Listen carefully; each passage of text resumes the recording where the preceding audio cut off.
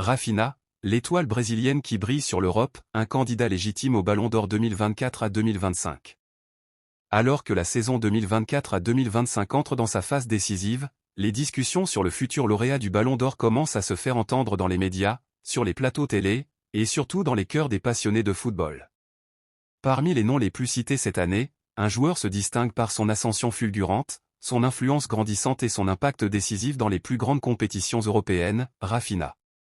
L'ailier brésilien du FC Barcelone, longtemps considéré comme un joueur de soutien, est aujourd'hui au centre du jeu catalan, et ses performances cette saison le placent clairement parmi les favoris pour décrocher la plus prestigieuse des récompenses individuelles. Une saison exceptionnelle avec le FC Barcelone. La saison 2024 à 2025 est celle de la confirmation pour Raphinha.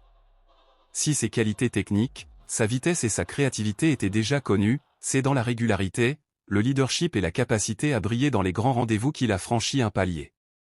Sous la direction de Xavi, ou un nouvel entraîneur si les circonstances ont changé, le FC Barcelone a retrouvé une identité offensive, dynamique et spectaculaire, avec Raphinha en tant que chef d'orchestre offensif.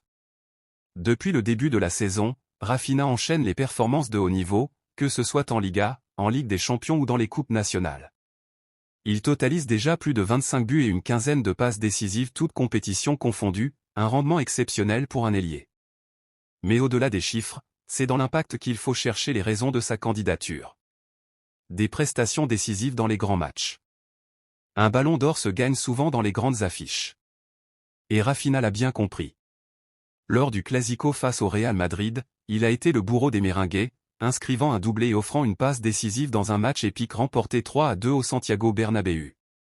En Ligue des Champions, il a porté le Barça jusqu'aux demi-finales, voire la finale si la saison le confirme, avec notamment un match monumental contre le Borussia Dortmund en quart de finale retour, où il a été directement impliqué dans les 3 buts de son équipe, 2 buts, 1 passe. Son sang-froid, sa capacité à créer des différences dans les espaces réduits, et son flair devant le but font de lui l'un des attaquants les plus redoutés du continent européen. Ses dribbles déroutants, sa qualité de centre et ses frappes puissantes avec son pied gauche sont devenus des armes fatales du Barça version 2024 à 2025.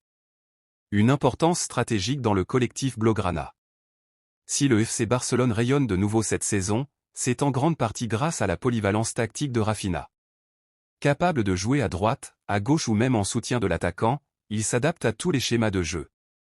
Il travaille sans relâche défensivement. Participe à la construction du jeu, et n'hésite pas à redescendre pour aider ses coéquipiers à ressortir le ballon. Son entente avec Pedri, Raphinha et Lamine Yamal donne lieu à un football fluide et enthousiasmant. De plus, il a su endosser un rôle de leader dans le vestiaire.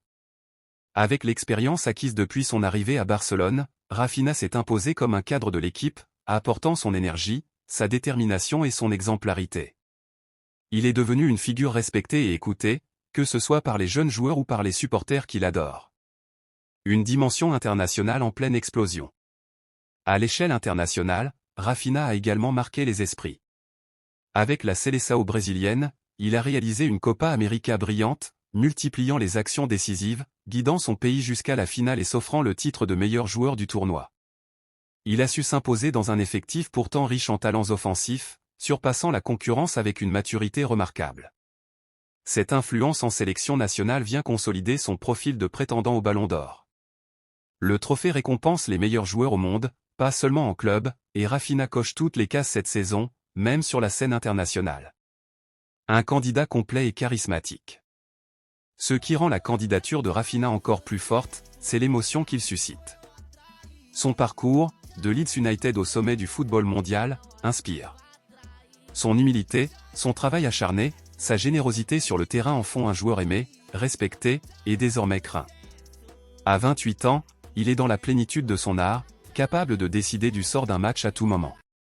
Son jeu spectaculaire attire les votes des journalistes, son efficacité séduit les anciens joueurs et entraîneurs, et son rôle de moteur dans les succès du FC Barcelone et du Brésil fait de lui un choix légitime, crédible, et enthousiasmant pour le Ballon d'Or 2024 à 2025. Conclusion, Raphinha, de l'ombre à la lumière. Le football mondial vit une période de transition.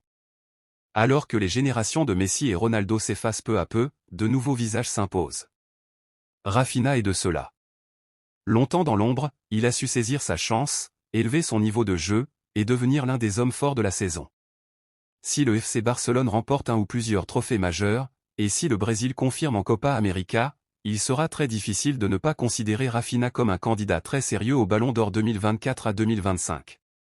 Le football aime les belles histoires.